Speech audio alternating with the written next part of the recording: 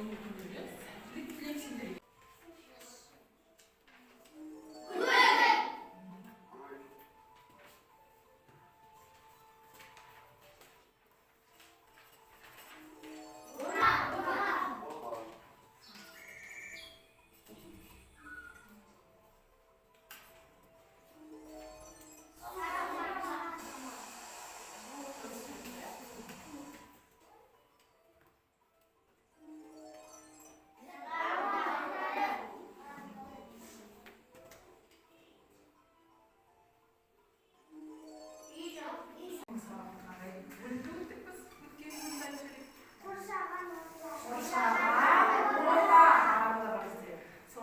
Бүгінгі сабақтың мақсаты кейін бөлімде қорытындылаймыз бүкіл тапсырманы.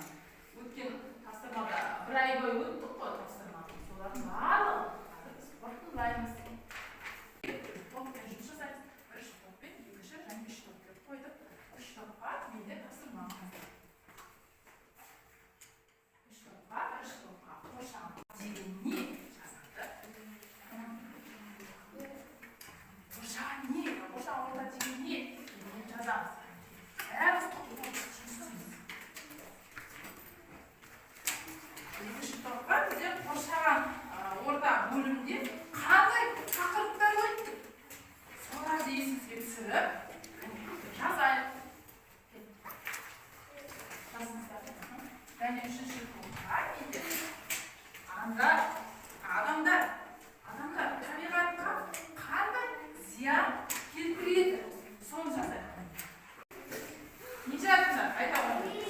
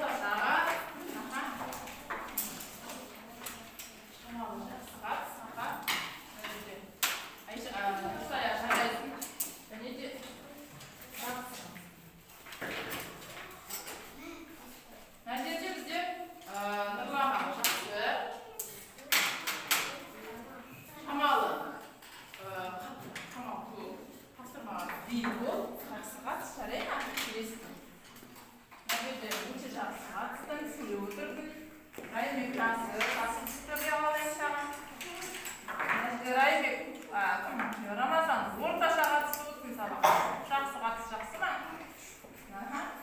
сары мына жерде сары жақсы қатыс осы топ бойынша бағалап отырмын қазір мына жерде әр топ өзінікін алып отыру керек мына жерде